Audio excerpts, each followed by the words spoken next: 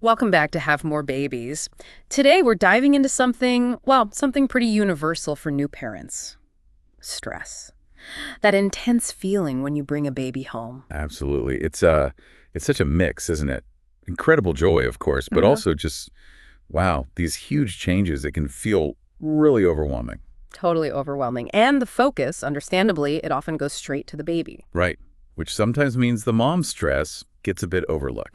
And that's what we want to unpack today. Exactly. So our goal here is to get into some practical, truly essential strategies for new moms dealing with stress. We've looked at expert advice, trying to pull out things you can actually use, Think of it as a way to, help you navigate things, prioritize your well-being a bit more. which ultimately helps create a happier, healthier start for everyone, for the whole family. And it's so important to start by understanding just how big this stress can be.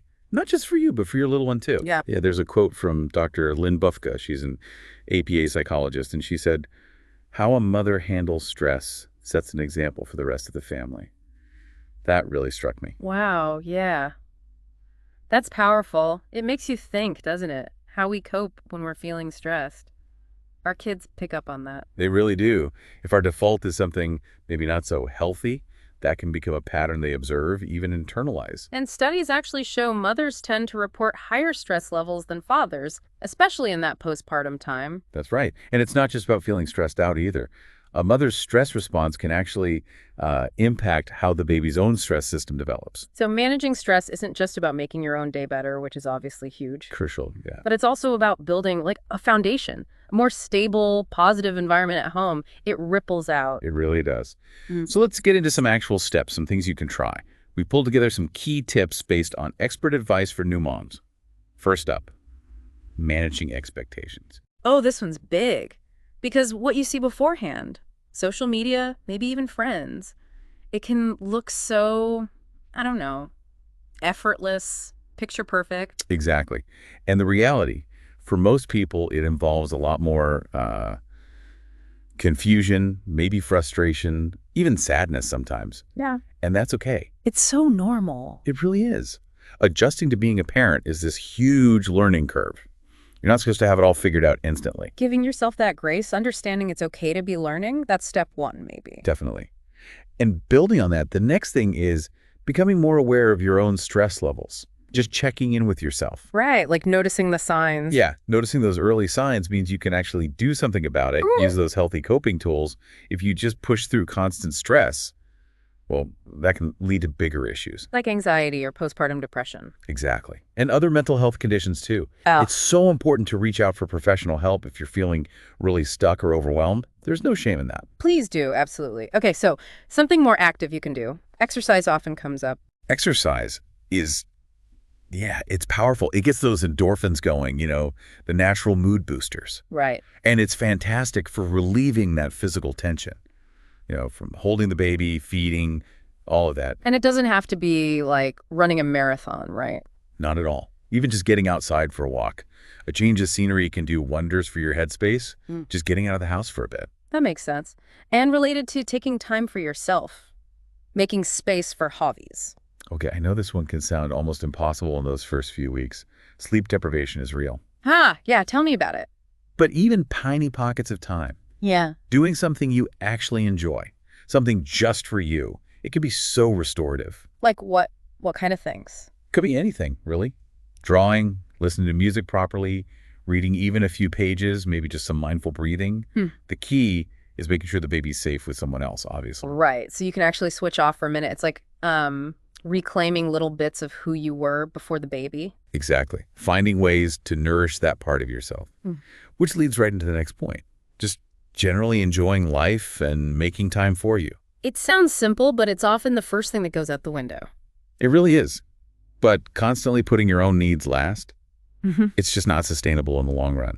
Taking care of yourself actually makes you better able to care for your baby. It's not selfish. It's necessary, like finding that new balance maybe between the before baby you and the mom you. That's a great way to put it. Nurturing both sides. Okay, next one. Learning to trust yourself. Your instincts. Oh, yeah. Because there's so much advice out there, isn't there? Everyone has an opinion. So much. Friends, family, books, the internet. It's easy to get overwhelmed and start second-guessing everything you do. But you have to remember, Your baby is unique. What worked perfectly for someone else might just not be the right fit for your little one. So sort of filter the noise and listen to that gut feeling sometimes. Absolutely. Trust your intuition.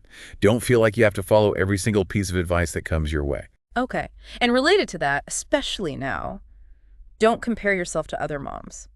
Oh, this is such a trap, Yeah. especially with social media showing these, highlight reels. Right. The perfect moments, not the messy middle of the night stuff. Exactly. Focus on your baby, your journey. Trust that you're doing what's best for your child. Having a happy, healthy baby that's winning, not having the most curated Instagram feed. So true. Keep your eyes on your own stroller. Yeah, basically. And another thing, try not to take criticisms too much to heart. Because people will criticize, won't they? Even if they mean well. It seems to be unavoidable sometimes. Yeah. Unsolicited advice, opinions. Try to let it roll off your back if you can. Easier said than done sometimes. Oh, definitely. But remember, there's no single right way to do this. If someone's comments are consistently adding to your stress, it's okay to, create a bit of distance. Protect your peace. Protect your peace. I like that. Okay, another important one. Don't set impossibly high expectations for yourself. Yeah, aiming for perfection. Yeah. Especially with a newborn. It's just not realistic. And it sets you up for feeling like you're failing. Right. There are going to be good days, and then there are going to be really tough days. Absolutely. Don't beat yourself up if things aren't going according to some idealized plan. Yeah. Your mental health, your baby's well-being, those are the real priorities. Yeah. Not some impossible standard. Good reminder. Now, something vital for just feeling human again. Don't isolate yourself. It's so easy to do when you're consumed by baby care and maybe not sleeping much. Yeah, the effort to even leave the house can feel huge. It can, but staying connected with friends, with family, even in small ways is so important. A quick text, a phone call while the baby naps, a short visit if someone offers. It can make a huge difference, right? Just talking to another adult. A massive difference. It reminds you you're not alone in this. That social connection can be a real stress reliever. And building on that idea of support. Finding a support group can be really helpful too. Definitely. Postpartum support groups, whether online or in person, they connect you with other moms going through the exact same things. Knowing you're not the only one struggling with, say, feeding issues or sleep deprivation. Exactly. Sharing those experiences, getting encouragement from people who really get it, it can make you feel so much less isolated and ease that stress. Don't hesitate to look for those networks. Good advice. Okay, let's shift perspective a bit. Remembering that this intense baby phase, it doesn't last forever. That's such a crucial thing to hold on to. Those really tough, all-consuming problems, the colic, the constant waking, they feel huge right now, but they will pass. So like positive self-talk. Yeah, absolutely. Telling yourself, okay, this is really hard right now, but it's temporary. I can get through this. And, as your baby develops more patterns, things often do get a bit more predictable. You gain confidence. That's definitely something to look forward to. Okay, finally, and this is a really important one for healthy coping. Avoid using alcohol or drugs to manage stress. Yeah, this is critical. When you're feeling totally overwhelmed, the idea of finding quick relief might seem appealing, but it's not a real solution. it's not a healthy long-term solution. Right. And it comes with significant risks, especially for new moms. If you're breastfeeding, alcohol passes into your breast milk. Right. And being under the influence, obviously, it impairs your ability to care for your baby safely and attentively. If you do choose to drink, it needs to be very responsible and very limited. But ideally, finding healthier coping mechanisms is the way to go. So really, everything we've talked about circles back to self-care, doesn't it? It absolutely does. Right. Prioritizing your own well-being isn't selfish. It's actually essential. Essential for you and essential for your baby's development, too. Exactly. Managing those expectations, being aware of your stress, building that support system, choosing healthy ways to cope. All these things help reduce the stress so you can actually, enjoy this incredible, though demanding time more. And if you want much more detail on all of this, more resources, really practical tips on managing stress as a new parent, please, you should definitely visit omegapediatrics.com. Yeah, they have a fantastic collection of information there. Really helpful stuff. omegapediatrics.com. Definitely check it out. And hey, if you found this conversation useful today, please do give this video a like and subscribe to the channel. That way you won't miss out on our future discussions. And maybe share it. Share it with any new moms or dads you know who might find these tips helpful too. Spread the support.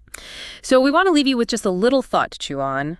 Think about one small thing. One tiny act of self-care that feels realistic for you to try and weave into your day, starting today. Just one small thing. Yeah. And consider how even that little change might ripple outwards positively for you and your family. Think about it. Take good care of yourselves out there. You do an amazing work. You really are.